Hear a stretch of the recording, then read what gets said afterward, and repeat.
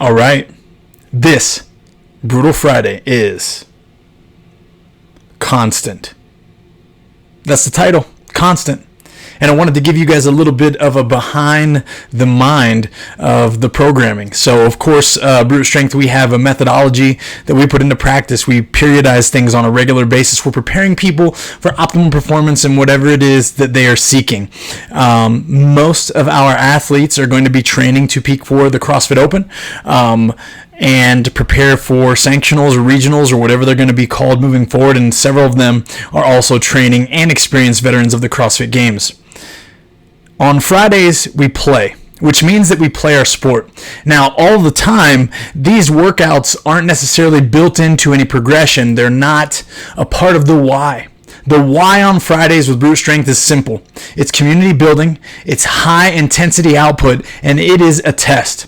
So the title of this week's Brutal Friday workout, Constant, means you need to be just that to have success. The workout is as follows. 4 clean and jerks at 225 for the men, 145 for the ladies. 12 chest to bar pull-ups, and 50 feet of a walking lunge with a 25-foot turnaround at the end. This walking lunge includes no weight, so it's simply your body weight, nothing in your hands, nothing in the front rack, nothing overhead, just move. Your knee must slightly touch the ground and fully stand to hip extension between each and every step. Now, you're going to be doing this for 14 minutes and accomplish as many rounds and reps as possible. The title is there simply because that is what you will constantly need to be, right? It's steady, it's consistent, and it's constant in your effort. The clean and jerks are going to become a limiting factor for many of the athletes as we start to accumulate work. Now, depending on where your fitness is, depending on where your overall strength levels are, we might start to see some of your breathing and pacing ability start to be what sets you back. But the one thing that I would consider is starting this workout with a pacing strategy, meaning how often and how fast do you want to do those 4 clean and jerks? What is controllable for you? And then the next question is, how big do you want to go on the chest to bar pull-ups? 12 to some athletes might seem like nothing, but 12 round after round coupled with the heavy clean and jerk, and then we're getting into that lunge just to keep your heart rate up and continue to move might present a bit of a problem.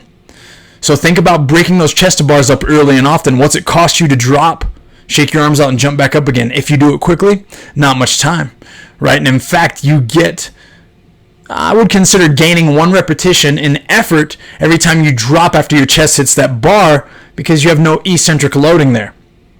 Maybe 3 sets of 4, maybe a set of 8 and a set of 4. Or do you want to win this thing?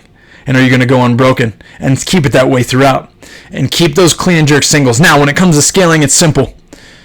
Most of us are going to be scaling the weight of the clean and jerks. What I want you guys to consider is if I asked you to, if I looked you dead in the eye before this workout started, 3, 2, 1, go, can you do 4 touch and go, power clean and power jerks with the weight? And if the answer is no, it's probably a little bit heavy to reach this stimulus. Now, on Fridays, again, we play. So is it wrong to not scale and give it the best effort that you got just to see where you stack up against some of the fittest within our community? And if you're watching this, maybe you're going to test it outside of our community. Nope, it's not wrong. But if you want to get something out of this, you want to reach the stimulus, if you want to touch that high intensity, this clean and jerk ought to be somewhere between most people's 70% to 75%. Scale accordingly. Can you be constant? Have fun this week.